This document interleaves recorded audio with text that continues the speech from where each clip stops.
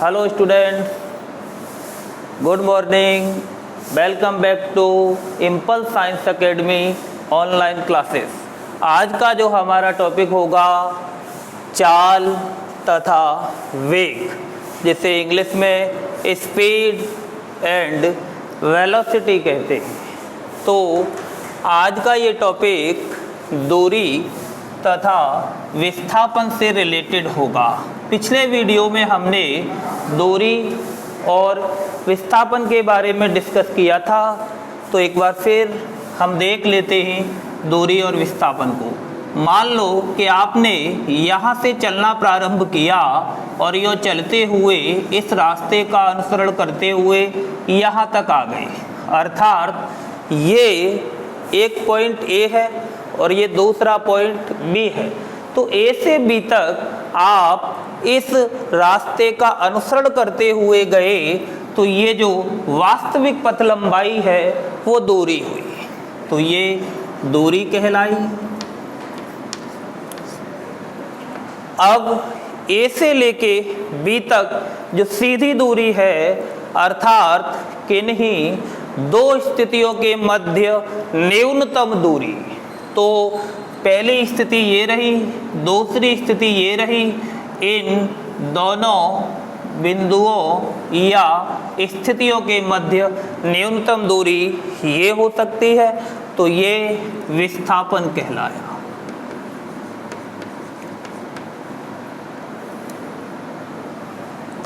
तो आज का ये टॉपिक दूरी और विस्थापन से रिलेटेड है।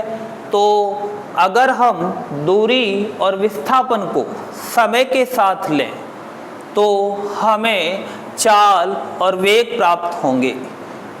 तो चाल और वेग ज्ञात करने के लिए हम दूरी और विस्थापन को समय के साथ लेते हैं। तो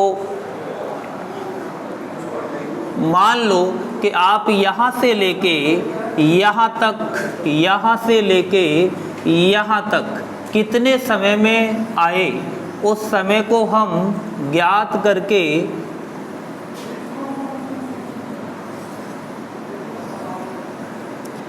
दूरी में भाग दे दें तो हमें चाल प्राप्त हो जाती है।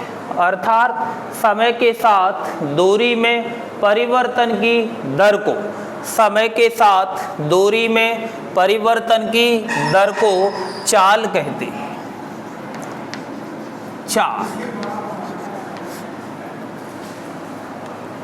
और वेग, समय के साथ विस्थापन में परिवर्तन की दर को, समय के साथ विस्थापन में परिवर्तन की दर को वेग कहते हैं। तो समय के साथ दूरी जो बदलती है और समय के साथ विस्थापन जो बदलता है, उससे हमें चाल और वेग प्राप्त होते हैं। तो चाल का फॉर्मूला क्या हुआ? चाल बराबर दूरी बटे समय। इसको हम ऐसे भी परिभाषित कर सकते हैं कि एकांक समय में तय की गई दूरी, एकांक समय में तय की गई दूरी चाल कहलाती है और एकांक समय में तय किया गया विस्थापन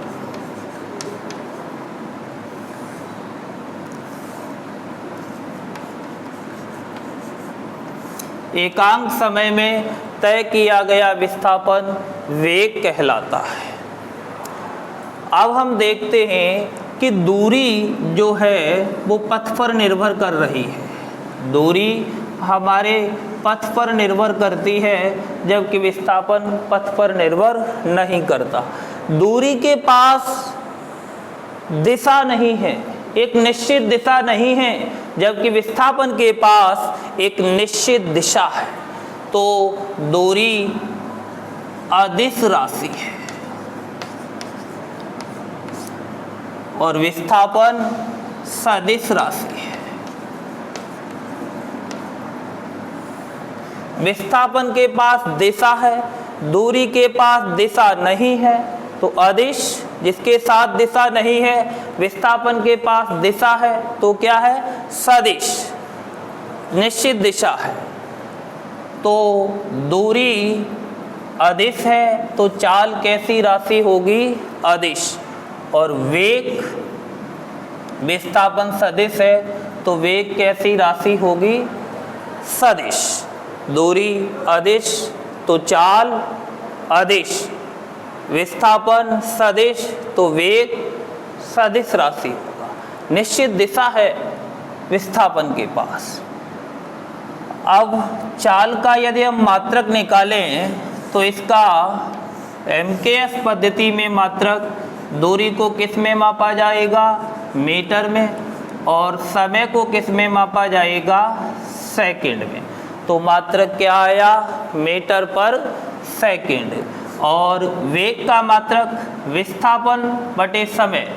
विस्थापन क्या है? सीधी दूरी तो है, तो दूरी लेकिन डायरेक्ट डिस्टेंस, तो ये भी किस में मापी जाएगी? मीटर में। और समय सेकंड में। तो मीटर पर सेकंड, दोनों के मात्रक क्या आ रहे हैं? समान। लेकिन इन दोनों में अंतर है। चाल तो क्या है? अदिश, और वेग क्या है? सदिश। अब हम चाल के प्रकार पढ़ते हैं। चाल के प्रकार,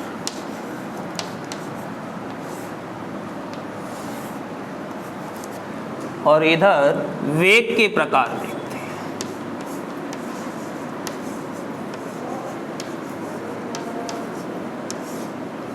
वेग के प्रकार, नंबर फर्स्ट, पहला जो प्रकार है वो एक समान चाल।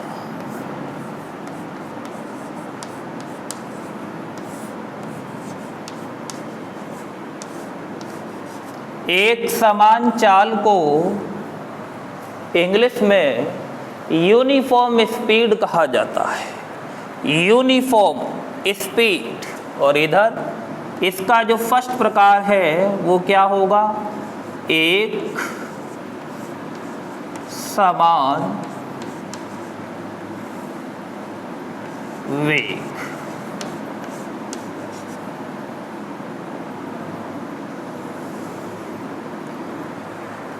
तो समान चाल क्या होती है? जब कोई वस्तु निश्चित समय अंतरालों में समान दूरी तय करती है, अर्थात समान समय अंतरालों में समान दूरी तय करती है, तब उसकी चाल एक समान चाल कहलाती है। समान समय अंतरालों में समान दूरी यदि वस्तु तय करती है तब उसकी चाल एक समान चाल कहलाती है। जैसे घड़ी की सुइयों की चाल। घड़ी की सुइयों की चाल एक समान चाल होती है। अब हम बात करते हैं समान वेग की। तो जब कोई वस्तु समान समय अंतरालों में समान विस्थापन तय करती है तब उसका वेग एक समान वेग कहलाता है। समान समय अंतरालों में समान विस्थापन तय करती है तो उसका वेग एक समान वेग कहलाता है। नंबर 2, असमान।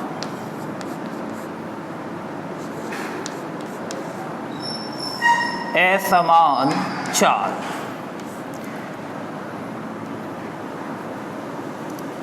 नॉन यूनिफॉर्म, इसको परिवर्ती चाल के नाम से भी जाना जाता है। Variable speed, non uniform speed या वेरिएबल स्पीड। और वेग क्या होगा? असमान।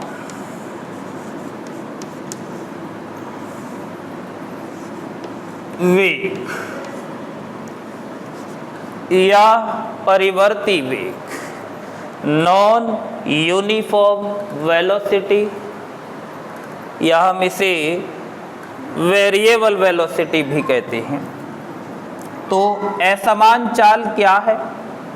जब कोई वस्तु समान समय अंतरालों में असमान दूरी तय करती है, समान समय अंतरालों में असमान दूरी तय करती है, तब उसकी चाल असमान चाल कहलाती है। जैसे भीड़ भाड़ वाली जगह पर वाहन की चाल, तो भीड़ भाड़ वाली जगह पर वाहन की चाल असमान चाल कहलाती है।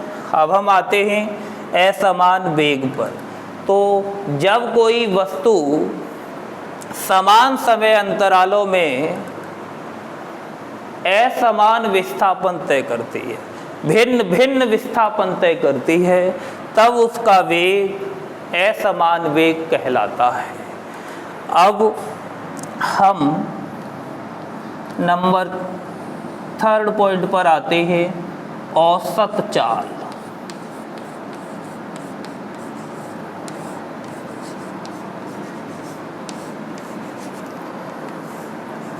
औसत चाल, एवरेज स्पीड, और ये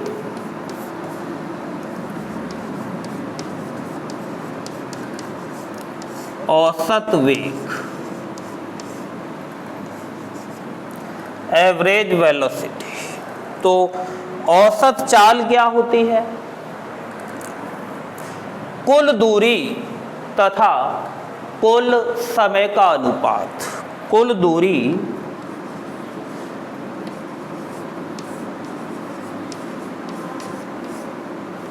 बटे कुल समय।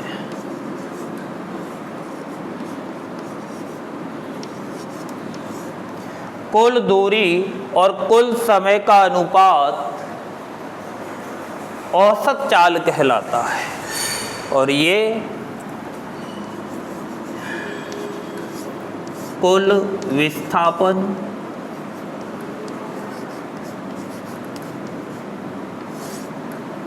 बटे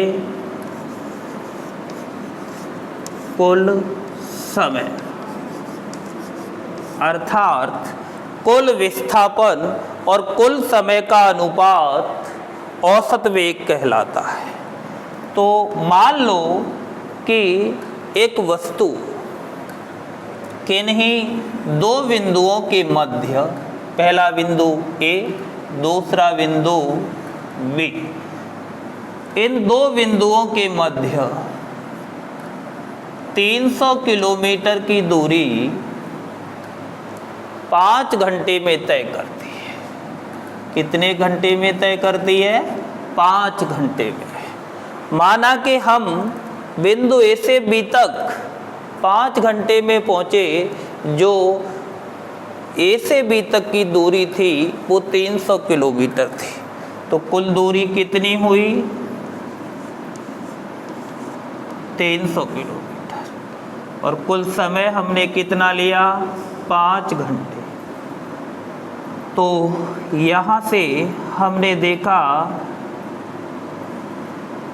60 किलोमीटर पर आवर। तो हमारी औसत चाल क्या निकल के आई? 60 किलोमीटर पर आवर। अब नंबर 3 पॉइंट हो गए। चौथा पॉइंट, तात्कालिक। तात्कालिक चाल। और इसका चौथा पॉइंट, तात्कालिक वेग। तात्कालिक या तात्क्षणिक चाल, तात्कालिक वेग या तात्क्षणिक वेग। तो तात्कालिक चाल क्या होती है? किसी क्षण पर किसी वस्तु की चाल तात्कालिक चाल कहलाती है। एट ए टाइम जो उसकी स्पीड है वो क्या कहलाई? तात्कालिक चाल। और तात्कालिक वेग क्या होता है? किसी क्षण पर किसी वस्तु का वेग तात्कालिक वेग या तात्क्षणिक वेग कहलाता है। हमारी गाड़ियों में लगा स्पीडोमीटर तात्कालिक चाल को मापता है। गाड़ियों या वाहनों में लगा स्पीडोमीटर तात्कालिक चाल को मापता है।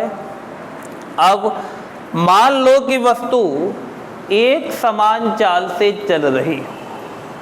जब वस्तु समान चाल से चलती है उस कंडीशन में औसत चाल तथा तात्कालिक चाल के मान बराबर होते हैं। समान चाल से गतिशील वस्तु के लिए औसत चाल और तात्क्षणिक चाल के मान बराबर होते हैं।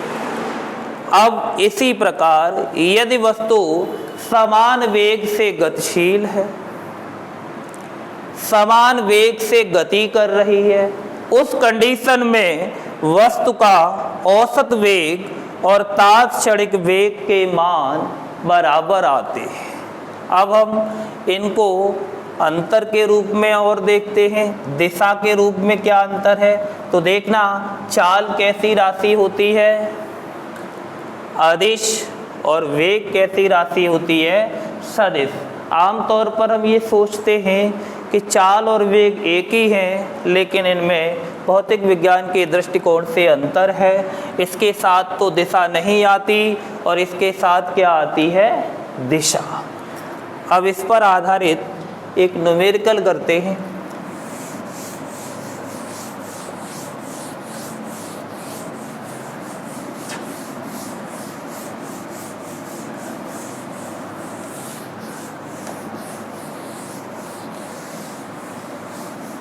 आज हमने चाल और विस्थापन के बारे में अध्ययन किया था।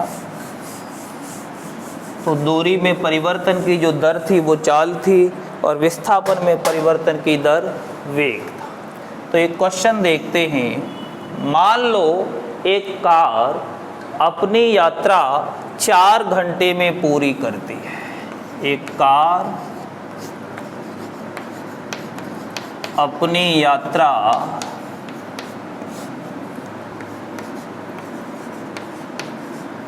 4 घंटे में पूरी करती है।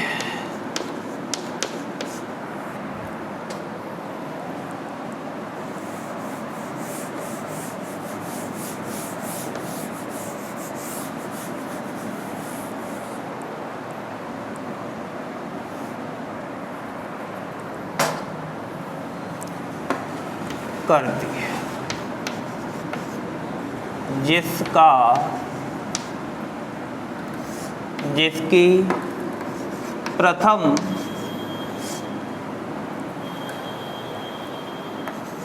2 घंटे में चाल 80 किलोमीटर पर आवर तथा शेष 2 घंटे में चाल 40 किलोमीटर पर आवर है, तो उसकी औसत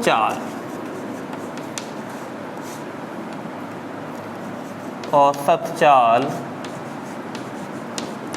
क्या होगी? पुनः देख लेते हैं। एक कार है जो अपनी यात्रा 4 घंटे में पूरी करती है, जिसकी प्रथम 2 घंटे में चाल 80 किलोमीटर पर आवर तथा शेष 2 घंटे में चाल 40 किलोमीटर पर आवर है, तो उसकी औसत चाल क्या होगी? तो देखो, इसे हल करते हैं।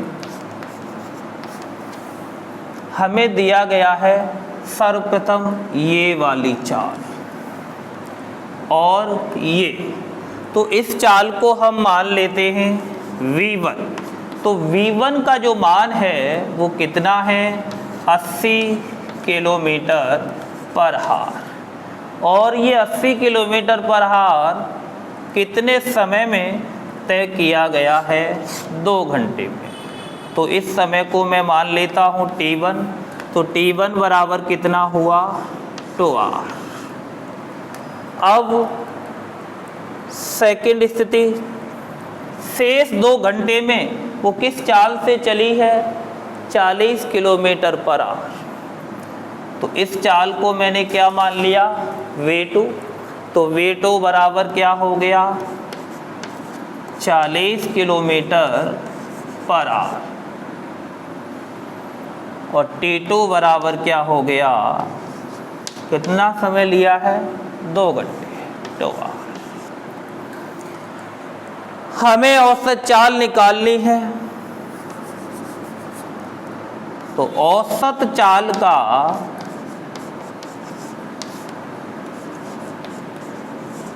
जो फॉर्मूला है वो हमने देखा था, कुल दूरी बटे कुल समय।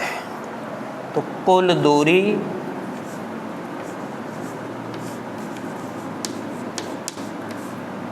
बटे कुल समय।